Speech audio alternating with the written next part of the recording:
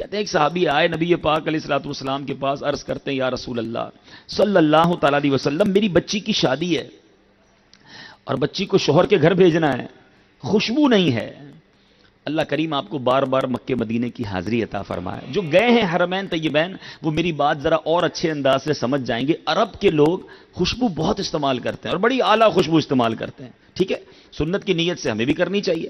تو بہرحال اب خوشبو چاہیے تھی، سرکار علیہ الصلوۃ والسلام نے پیسے نہیں دے دیے کہ ٹھیک ہے یہ رقم لے لو اور جا کے کسی عطر والے سے خوشبو لے لو۔ نبی پاک علیہ الصلوۃ والسلام نے فرمایا کل آنا، ایک کھلے منہ والی شیشی لے آنا اور ایک لکڑی کا ٹکڑا بھی لے آنا۔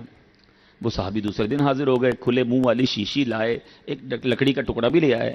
میرے آقا علیہ الصلوۃ والسلام نے کیا کیا، اپنے دونوں بازوؤں سے پسینہ نکالنا شروع کیا اور اس شیشی میں ڈالنا شروع کیا۔ صحابی سب دیکھ رہے ہیں، مانگی خوشبو ہے، مل پسینہ رہا ہے، مگر کوئی اعتراض نہیں ہے۔